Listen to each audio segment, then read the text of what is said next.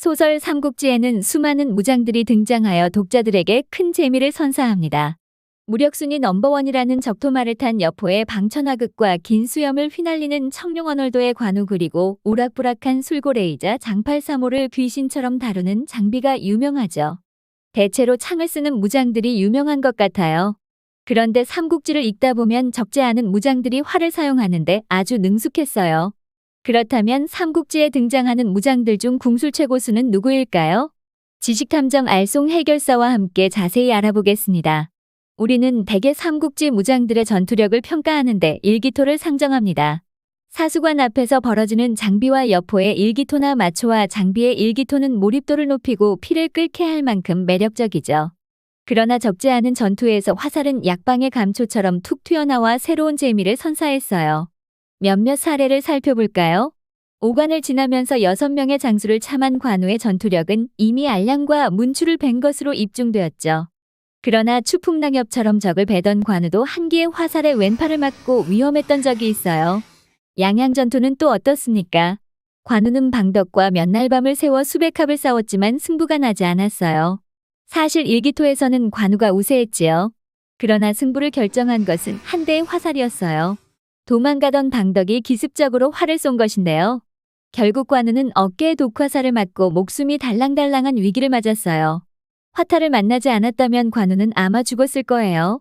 복양전투 때 하우도는 여포와 승부를 내지 못하고 장류와 동급으로 치는 고순을 격파하는 무력을 자랑하는데요.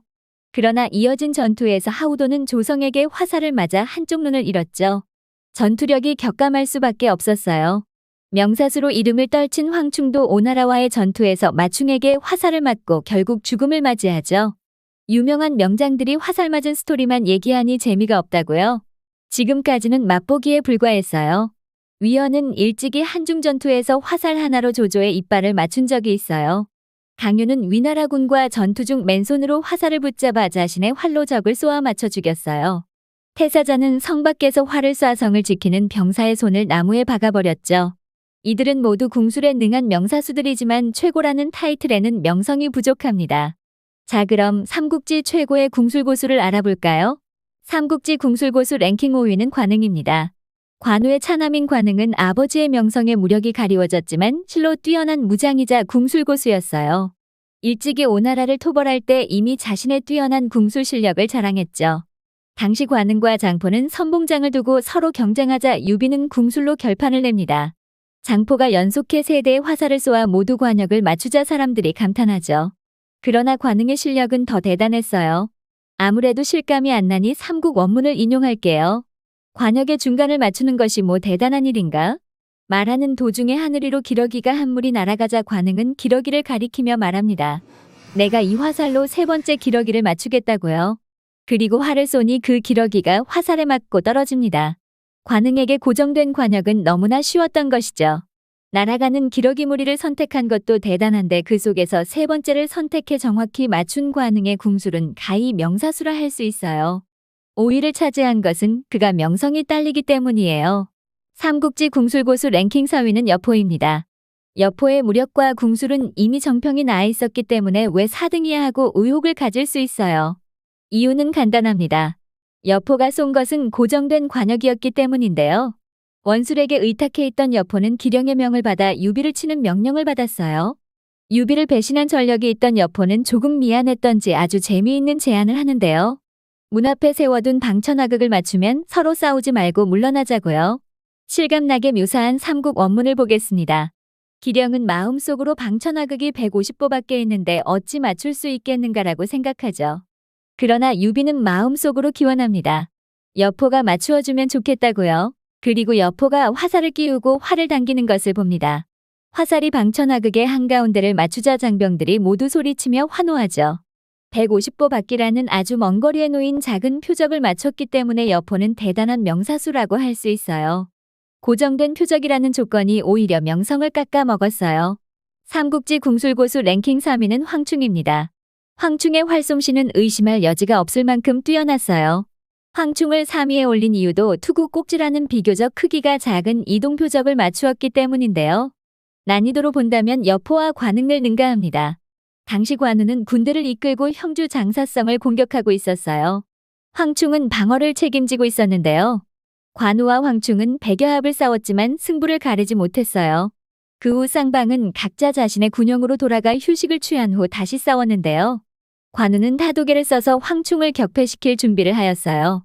그러나 생각지도 못하게 황충의 전마에 문제가 생겨 관우에게 기회가 생기죠. 그러나 관우는 사내대장부이기 때문에 황충을 돌려보내줍니다. 이어진 전투에서 황충은 전마에 다시 문제가 생길 것을 우려해 활로 관우를 상대하는데요. 통상적인 이치대로라면 관우를 화살로 쏘아서 맞추는 일은 그다지 어려운 일이 아니었어요. 왜냐하면 관우는 삼국지에서 화살을 가장 많이 맞기로 유명한 사람이기 때문인데요. 황충은 화살 하나로 관우의 투구에 있는 작은 끈을 맞춰버립니다. 경탄할 만한 활솜씨예요. 관우가 그를 죽이지 않은 은혜에 보답하기 위해 화살로 직접 관우를 쏘지 않고 투구만 맞춘 것이죠. 황충이 달리는 마리에서 투구꾼이라는 작은 이동 목표를 맞춘 것은 여포나 관흥의 수준을 훨씬 뛰어넘는다고 할 수 있어요. 삼국지 궁술고수 랭킹 2위는 조운입니다. 조운이 황충과 여포를 누르고 2위를 차지할 수 있었던 원인은 아주 간단합니다. 활쏘기 난이도가 훨씬 어려웠기 때문인데요. 적벽대전 때 제갈량은 뛰어난 재능을 발휘하여 주유의 질투를 삽니다. 제갈량은 주유가 자신을 해칠 것이라고 생각하는데요. 동풍을 불게 한 후 바로 철수하며 조운에게 주유를 상대하도록 하죠. 제갈량이 떠난 지 얼마 지나지 않아 동호의 추격병이 들이닥칩니다. 추격병이 제갈량을 쫓아가려고 하자 조운이 나타나 뛰어난 활솜씨로 모두를 놀라게 하는데요. 적이 가까이 다가오는 것을 보고 조운은 활시위를 당깁니다. 화살은 서성의 배 봉삭을 끊어버리는데요. 봉삭이 끊어지자 배는 멈추게 되고 추격할 수가 없게 되었죠. 흔들리는 배 위에서 자신의 몸조차 안정되지 않았으며 저녁 때라 하늘마저 어두웠어요. 이런 상황에서 이동하는 표적을 맞춘다는 것은 쉽지 않은 일이지만 조운은 가볍게 적선의 봉삭을 끊어버렸죠. 가는 끈을 끊어버린 조운의 활솜씨는 충분히 2위에 오를 만한 실력입니다. 삼국지 궁술고수 랭킹 1위는 서황입니다. 삼국연의에 나오는 서황은 비록 조조군영의 맹장이지만 여포나 관우에 비하면 어느 정도 손색이 있어요. 그러나 궁술에서는 서황이 모든 사람을 압도합니다.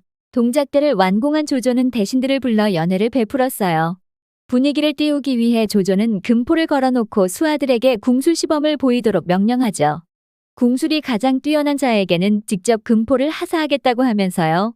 조유, 문빙, 장합, 조홍, 하우연 등 조조군영의 맹장들이 나서 아주 뛰어난 궁술을 보여주는데요. 장합과 하우연은 말을 타고 몸을 뒤로 돌려서 등 뒤로 화살을 쏘아 사람들을 경탄시켰죠. 그러나 서황이 나타나자 장합과 하우연의 활솜씨는 빛을 발해서요.